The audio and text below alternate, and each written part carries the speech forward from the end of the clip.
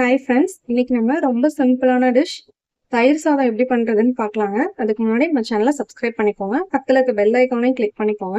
இப்போ தான் நான் நெக்ஸ்ட் போடுற வீடியோஸ்லாம் உங்களுக்கு நோட்டிஃபிகேஷனில் வருங்க. இது ரொம்ப ஈஸியான டிஷ் தாங்க.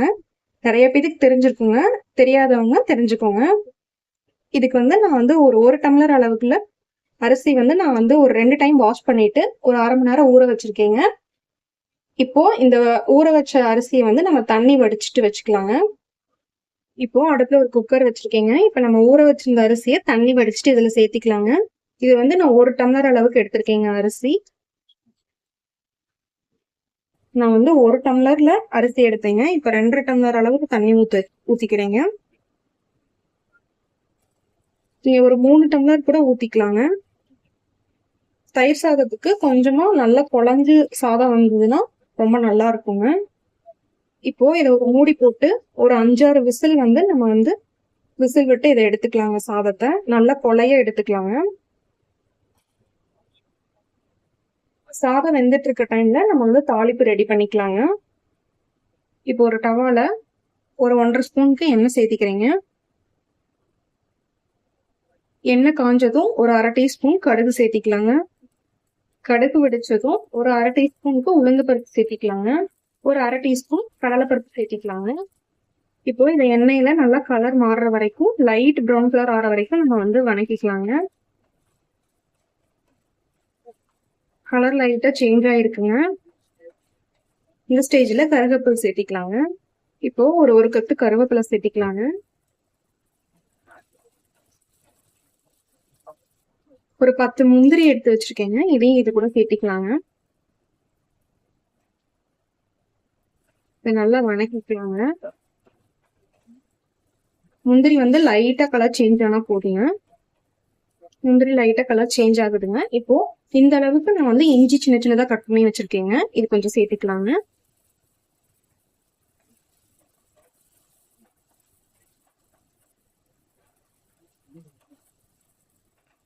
ரெண்டு பச்சை மிளகாய் எடுத்திருக்கேங்க. இதையும் சேர்த்திக்கலாங்க. நீள் வாக்குல கட் பண்ணது. இப்ப இது கூட ஒரு மீடியம் சைஸ் பெரிய வெங்காயம் கட் பண்ணி வச்சிருக்கேங்க, சின்ன சின்னதா. இதையும் சேர்த்திக்கலாங்க. இப்போ இது கூட ஒரு 1/4 கேரட் துருவி வச்சிருக்கீங்க, இதை சேர்த்துக்கலாங்க. இப்போ இதை நல்லா வணக்கிக்கலாங்க. இப்போ ஒரு அரை ஸ்பூன் உப்பு சேர்த்திக்கலாங்க.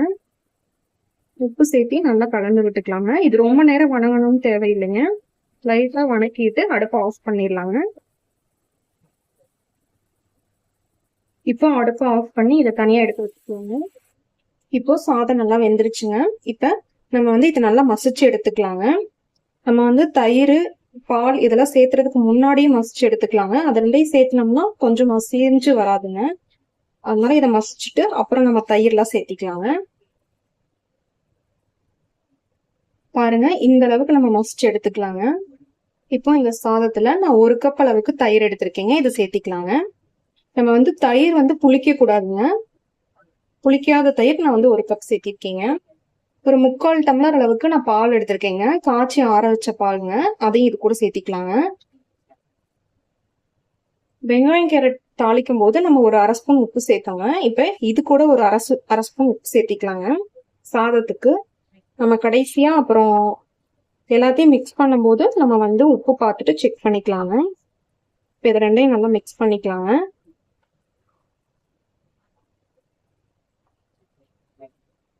இப்போ இது கூட ஒரு அரை டம்ளர் மட்டும் தண்ணி சேர்த்துக்கிறேங்க. தயிர் சாதம் குலைவா இருந்தாதாங்க ரொம்ப நல்லா இருக்கும். பாருங்க, இந்த அளவுக்கு இருந்தா போதுங்க. இப்போ நம்ம தாளிச்சு வச்சிருந்த கேரட், வெங்காயம் அதையும் இதுல சேர்த்திக்கலாங்க.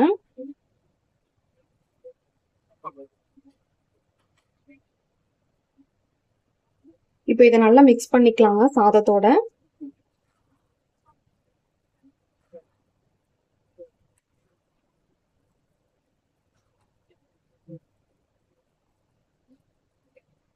இப்போ சின்ன சின்னதா கட் பண்ண மல்லி இலையும் இது கூட சேர்த்திக்கிறேங்க. இப்போ இதை நம்ம நல்லா கலந்து விட்டுக்கலாங்க.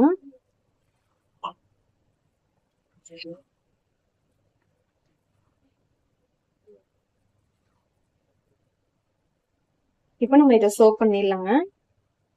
இப்போ கார்னிஷிங்காக நான் கொஞ்சமா மாதுளம்பழம் சேர்த்திக்கிறேங்க.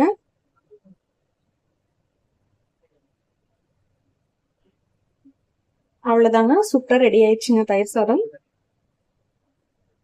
கண்டிப்பாக நீங்களும் இது மாதிரி ட்ரை பண்ணி பாருங்க. மறக்காம கமெண்ட் பண்ணுங்க.